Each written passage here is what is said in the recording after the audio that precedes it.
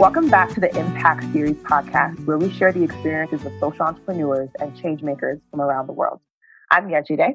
Today, we are honored to be speaking with Neema Namadamu, the fearless founder and executive director of SAFECO Synergy of Women's Congolese Association, which is a powerful association of women and women-led NGOs who encourage and support one another on their work on peace, rights, and development challenges that prioritize human rights and the rights of nature. Neema has also founded the Hero Woman Rising Center in the U.S., providing computer literacy training and free internet to 150 women and girls per week, helping them to communicate and share their stories globally. The second woman in her ethnic group to graduate with a bachelor's degree, Neema has overcome every obstacle out in her way while simultaneously working to improve the quality of life for others. Neema, thank you so much for taking the time to speak with us today. Thank you too.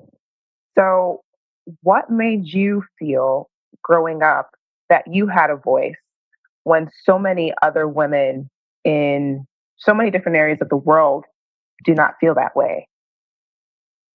I think it's through my mother, because when she was request or asking my dad to give to pay school fees, and always talking, fighting for that, I get that in the how I get education, and that I say, okay, I have that one woman. She didn't have education. She didn't have microphone, and she didn't know any language, but she fight for me, and I also fight for another one girl or two, and we continue like that. Mm-hmm. So your mother really inspired you and kind of gave you, she showed you that women can have a voice. Yes, and when you have a voice, when you speak out, you get solution. My mother is always looking for solution. She's inspired me, and me really I see when you speak, when you ask, you request something. Sometimes you have a solution. And is other ways also silence talk, but the silence for big people, big personality or system, yes, the silence when they are quiet is also answer. But for people, simple people like Neema, when you don't speak, you don't get where you have. Is always fighting for my right. So it sounds like you almost realized that you had no choice but to speak. Yeah, exactly. No choice. Yes. That's amazing. That's something so many of us may not even understand. So let's move on to the story of the founding of SAFECO and Hero Woman Rising. What brought those organizations and those movements about for you? Those movements, they begin from a long time, but they get like a paper and official administration. Yes, is how I found SAFECO Synergy for Congolese associations. That was only official in 2012. And also here, Women Rising, I found in America, or those people who listening to my story, who have my story, and say how we can help. Because, American and Congo is really totally different administrations. And now I find Hair Women Rising is the mission of Hair Women Rising is to support SAFECO in DRC, to help my work, to support my work. People who want to contribute, people who want to support my work, people who they are also passionate. They come together to all this Hair Women Rising family, and we have a journey together. Is how we find it. But I began a long time ago, because when I begin speaking out, when I begin talking about other women, my sister and my neighbors, and that kind of is how organization began. Yes, officially we get paper in 2012, but they began a long time ago when I was at secondary school. When I was at secondary school in my town in Bukavu, I began talking on radio, talking about please let kids with disability have access to education. That was beginning maybe 40 years ago. Wow. Yeah. So talk a little more about that. How did you move from being in secondary school, speaking out on a radio show, to launching this association?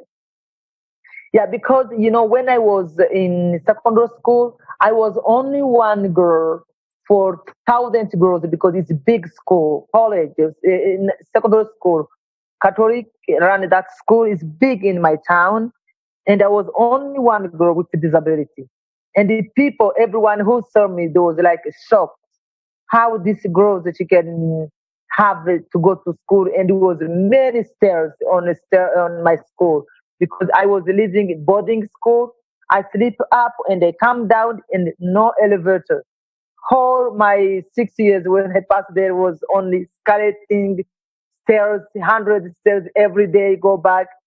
And they have on radio, they say, oh, she can speak French, she can speak Swahili, she can speak different language, national language. And then now they come to ask my headmaster if they can give me like permission to go to speak on radio to begin to do sensibilization. Is how they begin maybe planting the seed to speak about other people in that age when I was a young girl. So the radio show really gave you the ability to do that, really gave you the forum to start developing your voice. And yes, because go ahead. Yes, and I realize, but because that's the kind of, and when you go to radio, that's the time my colleague and my other kids at school say, please, when you are there, send me music. I can say, oh, this is music about my classmate or my friends and my teachers. And I was like star, to go to radio, to national radio. It was really cool. Yeah. Awesome.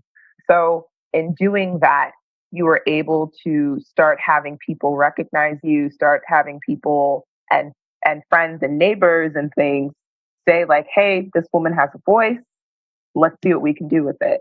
And it Yes. sounds like that led on to the building of this association and Hero Rising. Yes, that bring that kind of voice and talking about other people. And I was not really talking about myself, and it's how people ask me, who gives you that energy going, speaking out every time? Because it's amazing, with that technology and how this we take advantage of this. Look, I'm in a meeting with you. You are somewhere in the world, and I touch one button, and I'm in your office, and you are in my office. Exactly. Great. Yeah. So I think you touched a little bit on this before, but what was the original goal of these organizations, and then how have those goals shifted since the beginning? Not even 2012, but since. Yes. Yeah, it's kind of when you have like you speak out and one program or one project gives back to another. I see. Is it how they begin? Yes, when you speak out, is you don't when you speak out really you don't know where is who is listening. It's different people can listening to you. You never know where is. It's like you are planting seed somewhere, but you are planting seed in heart and mind people, and the different people, and the different kind of environment. And sometimes your word or your voice goes on the heart of, for example, one mother, one father, sister, neighbor, or one man, one somebody who is passionate about only he wants to hear your voice. And they say, how I can help. Is how we have a different program and we are building that kind of family together. We build the voice. And it's always some kind of when you speak out, you never know who is listening. That is very true. It sounds like it's been a very organic process responding to the people who are listening who say, either I have this need or I have this ability and I want to help. Yes. And you give the people really, you give the people opportunities. Is some people who have this help, for example, have a computer and they say, oh, Neema is using a computer. Or is the other one who have like electricity, for example, say, oh, she need electricity in her office. For example, now we are using a generator, and you can say, oh, she need fuel, or she need a generator, or she need the solar. Those kind of someone who can listening that And is people who waiting for solution. There are people, some they are making problem, but it's the other people who bring always a solution. Mhm. It's Yeah, it's why it's good to speak out because you find the solution, you find the answer. That's very true. That sounds like it goes back to some of what I've seen from your organization, which is really, really grassroots mobilization to get Yes, people from the community to get yes, together, work to build themselves up. yeah. What would you say is the overall mission of Safeco and Here Women Rising since they're so in tandem? Is to empower women, to live out, to up women, to say, you are mother, you are woman, this is your responsibility, this is your opportunity too. That is our big mission. Is a really big mission or one goal or different program, one goal. Amazing. That's amazing. And you guys are really doing that right now. So, what are some of the more recent projects that you guys have been working on through these two initiatives? Oh, So, you yeah, can name them all, or you can name a couple, however many. yes, we have we have this one technology. We have a two big center, one in Bukavu and another in a very remote area where I'm born, in the Mwenga territory, in Itombo sector. We have a two center.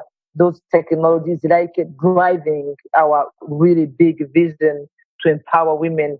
They can share stories, different way to share stories to get those different and that big that two big center now they gives born they gives birth to other different programs.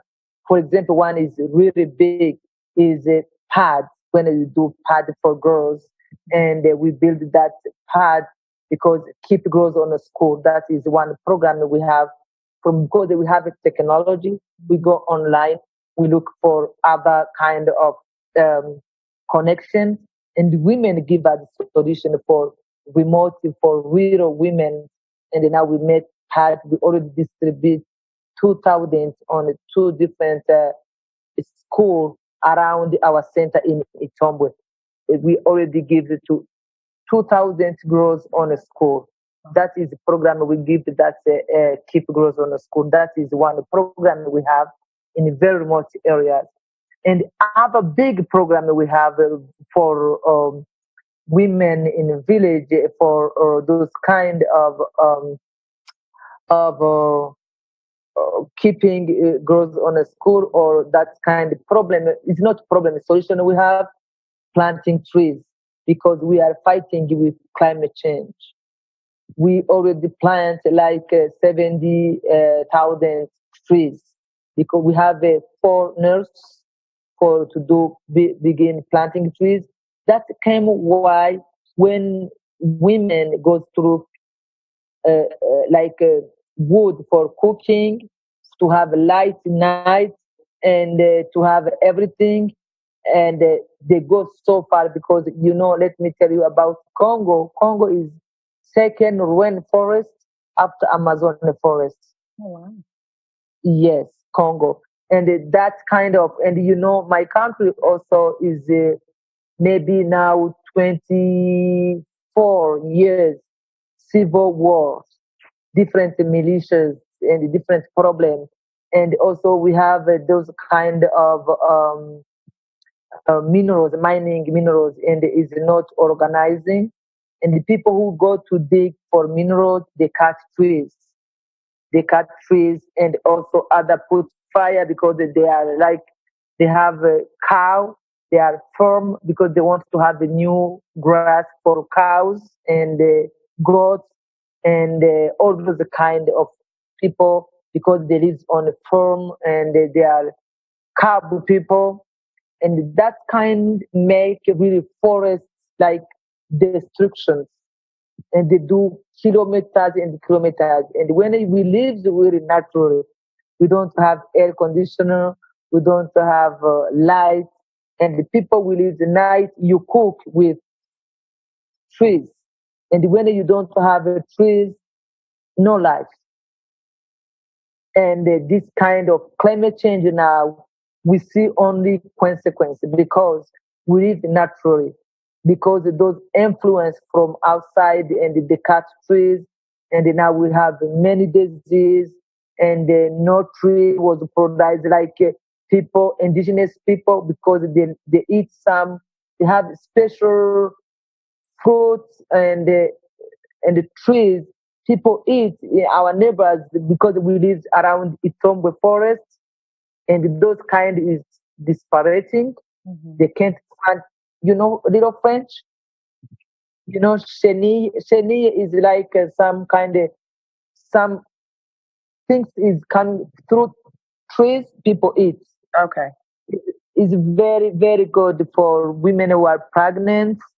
They gives really big energy for women who are pregnant. But right now, you see women, many women die because they don't have those kind of fruit and the food Oh, and wow. the organic and all those kind destruction. Really, we are front line of about climate change because we don't have another alternative.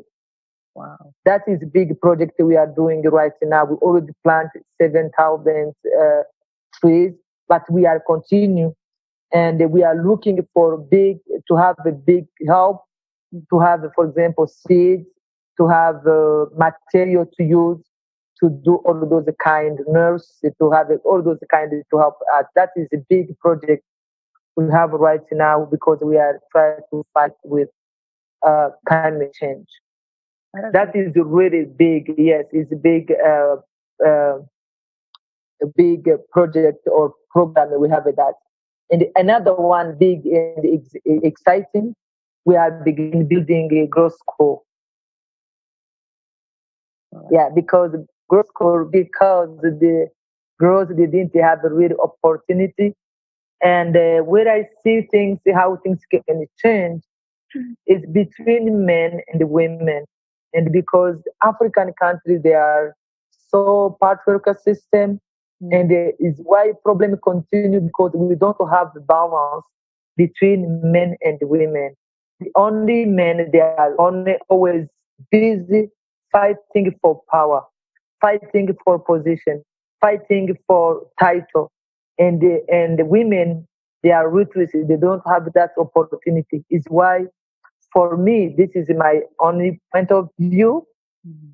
because we don't have that balance between men and women, is why our continent, African, still down because there's no balance. That really is the kind of now I'm fighting for to begin to build that power to give the women education. They can know this is my right. They can be considerating like human beings. They can have the freedom to speak out. They can have the real power to be to say to face that power, masculine powers. Mm-hmm. Is why really I'm doing those projects. Oh, Is that project we are doing right now? that is really amazing. It seems like you guys are touching on so many different areas in the Yes, community, so many different lines in the community. So I wanted yes, to focus in even more on women and young girls. At the Lumpkin Summit in February, the Lumpkin Summit to end genocide and mass atrocities in February, you had shared a bit on women and young girls and ensuring that they have agency and a voice in the solutions aimed at them. How do you feel that education plays a role in um, their having that agency? I think the women, every woman become agency for change, and that's when you give education is you give them opportunities, you give them visibility, you expose them, in other words, and they can read themselves talking. For example, I couldn't talk with you when I don't speak English because I have education, I know how to express myself. I learn English by force because I wanted to give my words out. Is why when I see education with young girls, they can really raise up Africa. They can raise up our continent because It's always people say in French, we always have those kind of culture. We don't have really our own language. It say in French, it say l'Afrique est le berceau de l'humanité. You understand that? No, but it sounded beautiful. Is Africa is world born through Africa. Africa is mother continent. Is mother for all other continents. Africa was there. You understand what I I mean? understand. Yes. And now human being or how kind came and those development is like they don't remember really like we can doing Egyptian stories beginning. And that's kind of where I want to have that kind of balance. And where I was talking is when they asking me that question, it's like colonizers. They came, and those the kind of system that was already built, the patriarchal system, they pushed way down, and the wisdom, women wisdom, those say, oh, they are witch, they are sorcerers, they put fire on them, our grandma and the grandma, but that's kind of those afraid about women power, women wisdom, not power, wisdom, because power is men power, but wisdom, women wisdom. And when now we give them opportunities, we give them education, is why I really begin to build, to begin down, to give them, to empower them, to give them a voice, to give them education, and things can happen for themselves. I think that is all very, very true. So you're right in the spot you need to be when it comes to really empowering women. What are some of the attitudes? So some of the challenges that you've experienced and some of the pushback that you've gotten from people as you have built up the organization. Okay, yeah. Oh, that you cannot. Everyone cannot be 100% yes, and everyone cannot maybe love the way we are doing. First of all, we have a kind of like conflict about generational conflict. That is number one, Mm-hmm. generational conflict. Secondly, to be woman, to work in this country, in particularity Congo, they really they have this kind of patriarchal system. It's still so heavy, so heavy. Mm-hmm. It's like they can put mountain on you and work with that all mountain on you. That's kind of challenge we have. And because of that we don't have a consideration. No one who can say you are able to do this. Get funds is really hard. You work so hard because you are working on the same area with powerful. You can't go to market to buy some kind of people like I have internet here in my office, but to get that internet is only in mind people. They think this is things for men. But because I know I need that and I can use that, people can say, oh, she doesn't have the capacity. But I know how now can take advantage of this internet and I can use in a good way. The challenge really is kind of to be in system where is no consideration, no respect, no voice, and you fight. You fight for something you cannot fight, or really some kind of is obstacle for men is not obstacle. For example, I can write grant, and men organization write grant. They can get granted because they know, oh, they are professional, they know to do this. But we know to do that, but we was not supposed to fight. That is how it is. We continue to fight. It's real obstacle. Yeah, we have many, but we overcome. We cannot stop. We always overcome and the fighting. And we use the little we have little by little, and we can get where we are going. It sounds like you do what you have to do because there's really no other option but to push forward. Yes. Yeah. Mhm. So I'm going to shift um, to to more on the impact that you guys are having in your community. How do Yes. you measure the impact that you're having? What are um, some of the metrics that you guys use? Okay. Impact, how I use is how, first of all, I do on myself. You see, people begin giving you respect. They can pretend, but okay, if they pretend, is no matter, but they give you that respect. That's kind. And secondly, before I begin working, when I go to office, the like authorities office, they cannot give you audience. Mhm. They can say, "Oh, she come begging," and they can say, "Look, like $1 or $2 to give to her." Say, "Oh, chief is not there," because they don't want to. Maybe they think only you are coming begging, but you don't come to begging.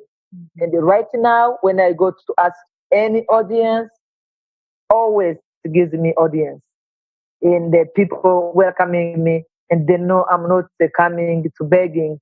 Last week on Friday, I was in governor office because I have visitors coming in from my friend. She's my she's going to we are going to work together. She's the princess of Belgium. And now when I went there to ask people, government to tell them, because I can't receive the big personality without telling whole government, they will come welcoming her, and they was really welcoming me. And I see, I went the same day, and they gives me audience, and I see them. That's how I measure. I I really kind of impact on myself and our organization too. And other women also, they give me some. I already connecting some people. I give them recommendation. They have already also another organization from Germany. They give fund for one organization they call Misericord, and now they are building also orphan school, primary school. And is it through my relationship I have, and that I begin to see some kind of impact. I impact my community, and that's different communities. And other impact when I do uh, pads for girls was like a taboo, and the people say, "Don't say this in front of men." And they say, "Please, you think the men," and the woman was resisting. And they say, "Please, you think the men, they don't know you have a period?" I was like, "No, please, they knows." And I begin to tell girls now, different schools, be proud to be girls. Don't hate yourself because you are born girls. And I say, be proud. You are girls, and you are really. Sometimes I say, let's take advantage to be women, and let's be proud how to we can be women. Proud. You feel like confident. To be woman. Sometimes you joke with many, but to be proud to be woman, to have really kind of things, and that's kind of I was. Now people begin now, girls begin proud. They don't have shame. Everything for women becomes secret, becomes shame. I told them no, is don't be ashamed to be girls, or don't be ashamed to have a period. This be proud and be really so nice to yourself when you have a period. Without a period, we can't have a kid. And if you don't have a period and you are a girl, you are disabled, you are disability. And when you have a period, please celebrate, celebrate. And it now become like when I give them part, I say this is dignity for girls, for women. And that's kind of I see impact. and how I measure impact. And it really is making me happy. And I say, if I pass away today, the history and my action will talk themselves. So it seems as if you're looking at the the empowerment that you're seeing amongst the women, amongst the people that you're working with, the change in perceptions that your community and the officials and stakeholders are having. Yes. When you see that shift, you're seeing the impact. In the impact that you're having, how do you all keep count of the effect and the number of people that you're affecting, whether it's the number of girls who are in school, the number of girls who now have access to sanitary products, the number of women who are becoming more technologically literate. How do you keep count of that? I have an employee, people who are working, and almost they are women. And also other thing, secondly, like I said, like we already distribute 2,000 pads for different schools around our center. That center is the remote area. 2,000. That is a program we already distribute. Secondly, you see women begin talking in out, speaking out, participants on the different meetings. And we have already one. She's going to Paris in April. Wow. Yeah, we already have another one. She was in South Africa. We have another one. She was in Nairobi. Another one. It was Kampala. And we met different women, and we have our different. They go to meeting, they begin know how to work up to go to speak. Yes, they are not speaker, but they participate. And when they back, they give like report how they went, how they share, how they talk about Congo, about themselves. That really gives me a kind of listening to kind of how things work. Yeah, yeah. That makes sense.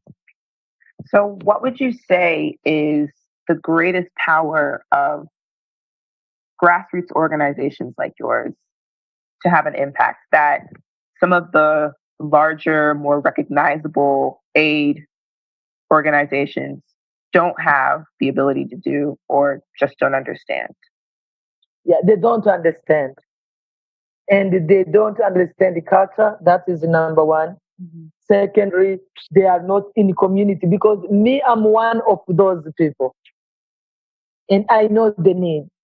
And me also, I need where they need. And I'm not different. Where is different only because I speak different language and I can put those needs on writing. That is different we can have. But otherwise, everything is really, uh, sorry, is same. Why you say like that a big organization? Big organization, they are like uh, somehow above, you know? They are not really on the ground. You see, they have office, they meet only those people who speak those language, administration language, yes. But community, grassroots, you are in the community, you are one of those communities. You understand, you see issues, we see problems, but only different, you are looking for solutions. You guys are on the ground, you're experiencing what the issues are versus Yes. having a bird's eye view that some of the bigger organizations tend to have. Yes. That's amazing. That's why grassroots works. So, yes, and grassroots, another kind of, I can tell you, for example, when you have this big organization, they meet all those kind of professional people. Sorry, excuse me. No problem. They don't want this kind big organization. No, really information. For example, when they come here in the Bukavu, say, oh, don't go to villages. They are insecurity. You can only do whatever you're supposed to do here in the town. And they say they are in Congo, and they are only in big town, for example, capital city, and that there are thousands and thousands kilometers where grassroots they are. They don't really have information. They bring a solution without no problem, and they miss that misunderstanding is why the really big organization they don't success. They can have material resources, but they don't know really what is the challenge and the problem, and is how they don't make impact. Mm-hmm. Yeah. Very true. So, as you look to the future of Safeco and Here Woman Rising, where do you see them 5 to 10 years from now? What do you see these organizations doing in 5 to 10 years? In 5, 10 years, I see they grow up, and the hair women rising right now, they will be overworked. I will begin from United States to other countries to have some kind of same problems. I can help if I have, because it's like I'm sick here in my country in Congo, and if I'm sick, I can't visit another someone who is sick in neighbor countries. But when I'm really kind of have little energy, I will also grow up in 10 years. I will be overworld working through Hello Women Rising. Maybe other people, maybe I will be already maybe tired, but I will maybe give advice. But I see the grow up really so will be big, and I can't wait to see that. I can't wait to see it either. Yeah. So, what would you say to those who are listening that wonder about their ability, how they can make an impact, help you make an impact in your community, and support the great work that you guys are doing? What? How? If they're listening to us, okay, they can be free to contribute with advice, technical support. For example, really, we are in grassroots organization, and this is really so kind of revolutionary, like internet, like we are doing meetings. And I have one Rebecca who's always making these things happen. Rebecca, she's now in Santa Fe. I say hi to her. And what I want is to have those people to help us, things can happen. It took really some kind or village, something can happen.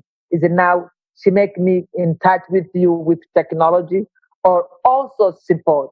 We because this requests some kind of support, money, for example, internet is very expensive. We pay, for example, 1 megabyte. I don't know how they measure those kind of internet. We pay $500 by month, and that kind of internet I pay $500, and it's little, really small, and that kind I pay that, and also fuel. For example, I'm using fuel right now, and I using generator to keep all those kind of maintenance, everything. Request some resources, and everyone who hear us or who wanted to jump in to help is free to give whatever I can support. The support is welcome. Always support is welcome. Mm-hmm. Support grassroots however we can. Yes. So I think this is a good place for us to end. I want to thank you so much for taking the time to participate in our Impact Series podcast. We're really excited to follow Safeco and Hear Women Rising and to see the exciting developments in the years to come. Thank you so much for your time and for your love to support Hero Women Rising and Safeco. And someone who wants to follow us can go herowomenrising.org. Perfect. Thank you so much. Thank you. You are welcome. Ciao.